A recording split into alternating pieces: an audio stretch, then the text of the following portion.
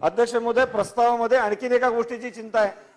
की अनधिकृत बांधकाम करणाऱ्यांच्या दादागिरीमुळे अधिकाऱ्यांना कसा त्रास होतो, अनधिकृत बांधकामं फोफावलेली आहेत, याची सुद्धा चिंता या प्रस्तावामध्ये केलेली आहे। मी आपल्याला उदाहरण देईन, या ठिकाणी संसदीय कार्यमंत्री बसलेले आहेत अनिल परब साहेब, ते ज्या एच ईस्ट वॉर्ड महानगरपालिकेच्या एच ईस्ट वॉर्ड मध्ये राहतात, किंबहुना या राज्याचे माननीय मुख्यमंत्री आणि आमच्या जिल्ह्याचे माननीय पालकमंत्री हे तीनही अत्यंत महत्त्वाची जबाबदार व्यक्ती ज्या एच पूर्व विभागामध्ये राहतात, त्या एच पूर्व विभागामध्ये आत्ताच काही महिन्यांपूर्वी एका मोकळ्या मैदानावर एक अनधिकृत बिल्डिंग उभा करण्याचं काम सुरू झालं। त्या ठिकाणच्या नागरिकांनी त्याला विरोध केला, त्या ठिकाणच्या माजी नगरसेवकांनी त्याला विरोध केला, बांधकाम जेमतेम तोडून घेतलं गेलं, परंतु त्यानंतर थेट घराघरामध्ये जाऊन अगदी ज्येष्ठ नागरिकांना सुद्धा धमक्या द्यायला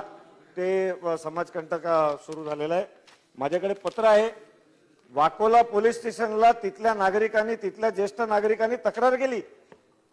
की आमच्या घरात येऊन आम्हाला धमक्या दिल्या जात आहेत, परंतु कुठलीही कारवाई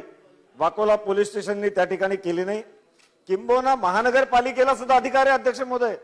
जेव्हा अनधिकृत बांधकाम होतं ते अनधिकृत बांध तोडलं जातं, अनधिकृत बांधकाम तोडणं